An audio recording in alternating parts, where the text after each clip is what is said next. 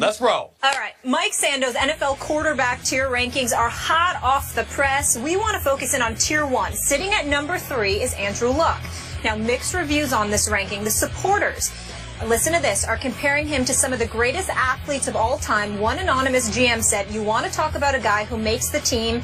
He is Michael Jordan. Their defense sucks. Every game he has to outscore everybody. He's the epitome of a 1. If I was to draft tomorrow any player in the NFL, it would be Andrew Luck 1, Aaron Rodgers 2.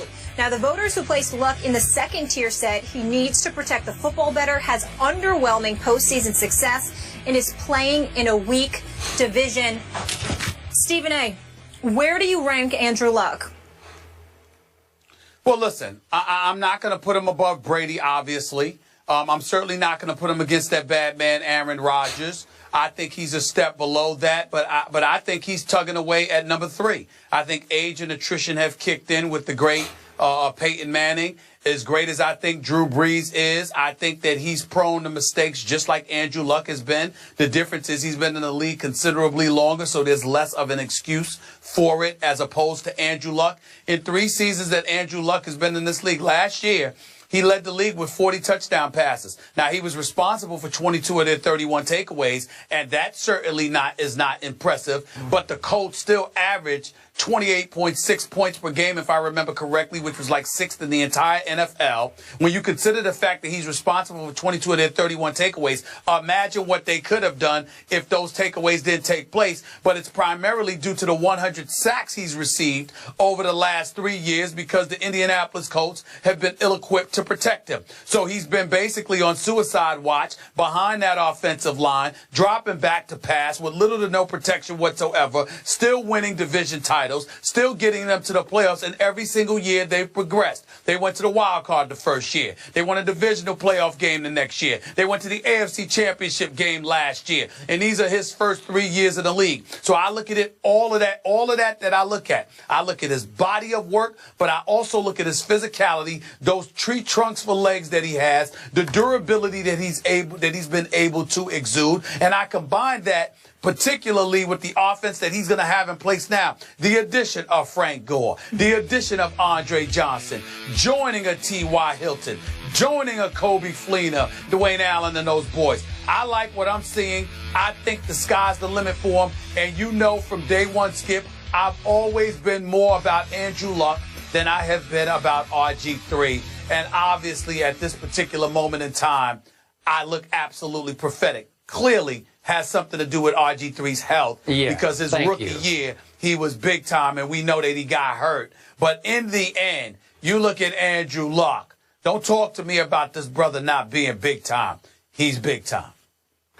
So was RG3 as a rookie, and we're going to get to that in just a moment here. But just for the record, RG3, the guy I liked going into that draft, outplayed Andrew Luck when they were both rookies.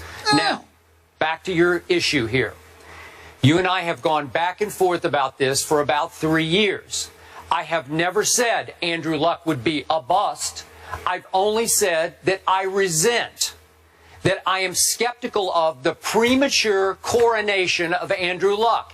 It seems like everybody has whisked him into a first ballot Hall of Fame status before he has proven it on the football field when it matters most in the postseason. And I appreciated the fact, I was shocked by the fact that 5 of the NFL people interviewed by Mike Sando for these rankings, not 2 or 3, 5 said, hold the phone, stop the presses. Andrew Luck is not a top-tier quarterback, not yet. They call him a 1. He's not a 1 just yet. 5 people interviewed by Sando said he's a 2. And a quick quote from one of them, it's almost like we're giving him the benefit of the doubt already. That's what I keep trying to tell you. I just need him to back it up. I don't doubt that he can, but let me finish. Let me finish. He is now 3-3, is Andrew Luck. 3-3 in the postseason. And the last playoff game we saw him play, obviously in Foxborough, most of the attention focused on the Deflategate team, the home team, the Patriots, who obviously went on to win the Super Bowl. It was a complete wipeout for Andrew Luck's team. And Andrew Luck wiped out in that game. He went 12 for 33 for 126 yards and 0 touchdowns for a QBR, Stephen A. Smith, on the scale of 1 to 100 of 29. Just a week earlier in the same stadium, Joe Flacco, who I sometimes call Joe Fluco on this show, went crazy on that same Patriot defense. Flacco, same field, playoff game, high stakes, week before. Flacco goes 28 of 45, 4 touchdowns and a QBR of 84. 84 to 29 for Andrew Luck. Now, is this the end of the world for Andrew Luck? No. But you got to show me a little more than this in the postseason, where his total QBR is only 65. It's a little better than average, but it's not great. I'm sorry, I haven't seen enough yet. And I'm going to let you talk for a second because I got a lot more ammo here. No, well, it's not so much talking. I needed to ask you a question in all seriousness. I needed to know your definition of the number one, or exactly who qualifies as the number one. Who is it, Skip? Right now, 2 do. Tom Brady first. He should be 1A, and 1B is your guy, Aaron Rodgers. Then we can argue about all kinds of 2s. There are a number. I think Peyton has fallen to a 2. That's what I'm saying. See, that's where I needed you to go. So if you want to categorize it that way, then we're not going to disagree, because I agree with that. Tom Brady, Aaron Rodgers, and then there's everybody else. What I'm saying is, when you get to the everybody else, Andrew Luck is right there. So when you talk to me about him being a number 2, it depends on what your number 2 is. Okay. In this particular instance, I would agree. But let's be clear, Skip. Let's be clear. You keep bringing up what he did against the Patriots. Do you know that the Patriots averaged 47.3 points a game in the 4 wins against the Indianapolis Colts in the last 3 years? Okay. Indianapolis's defense was virtually non-existent. So if you know that you have a defense that's non-existent, and you know you got to go out there and make things happen as your sole hope of beating the Patriots, and you're relatively inexperienced, you're going to make mistakes. Things are going to happen. Why? Because you can't afford to be safe. You've got to go for it every time, because you can't rely on your defense to come through for you. That's the reality, Skip. And I'm saying you know football too well to ignore that fact. Okay. That is what Andrew Luck has been working against. Some GM referred to Andrew Luck as Michael Jordan. Aggressive. He went 12 for 33 in the AFC Championship game. Does Michael Jordan go 12 of 33 for 126 and no touchdowns? On the same field, Joe Flacco threw 4 touchdown passes against the same Patriot defense the week before.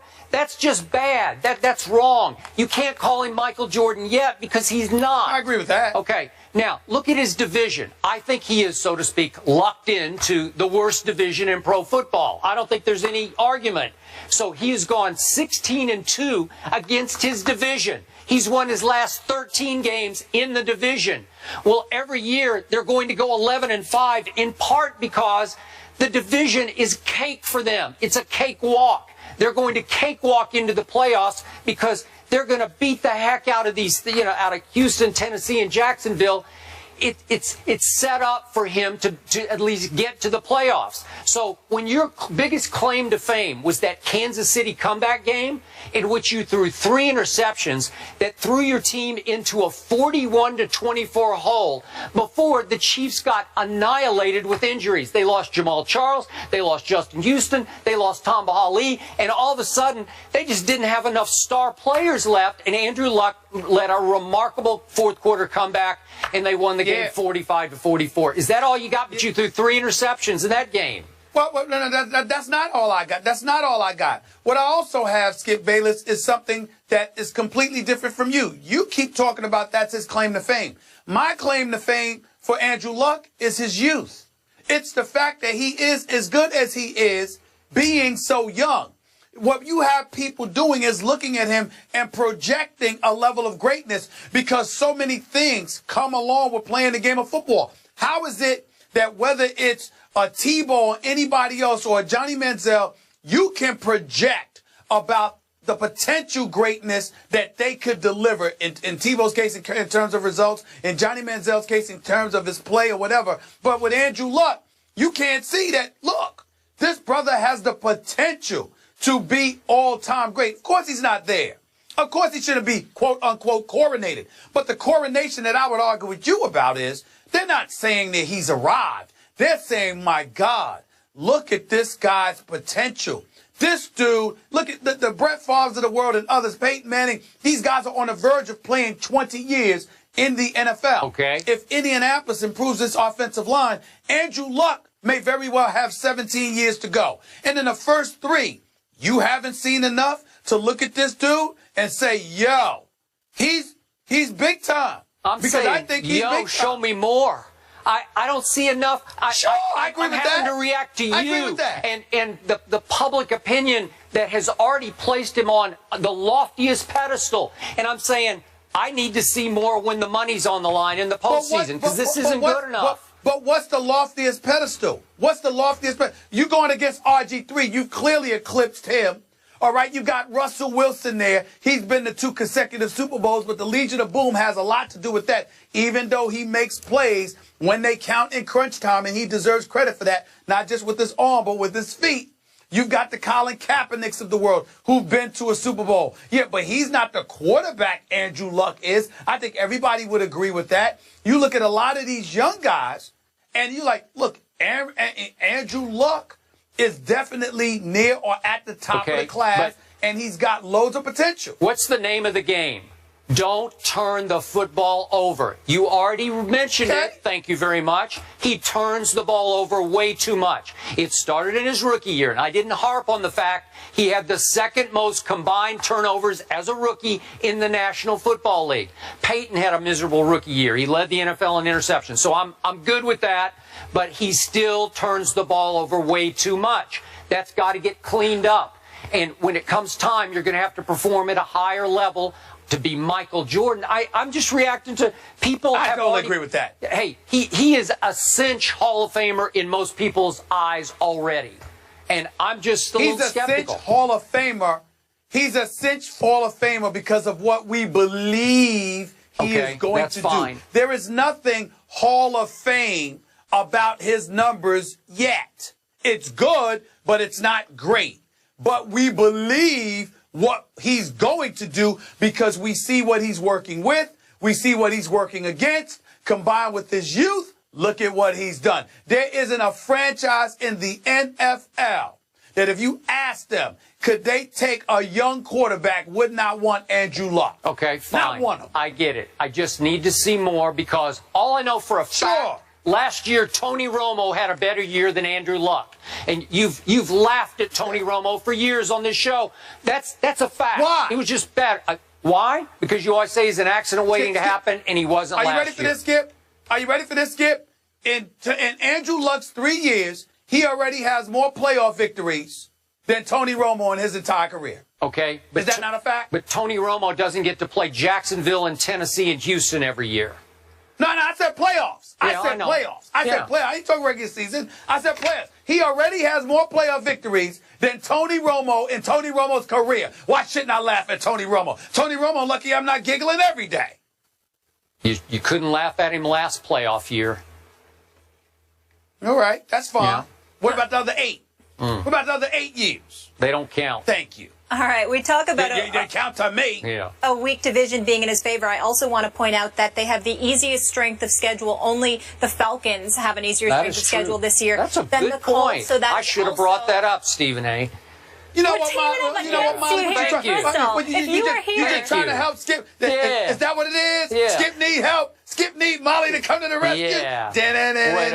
You coming to your aid. He plucked me right out of NFL Network. Yep, that's exactly what happened. Come on now. If you were here. Or whatever. Yeah. All right. All right.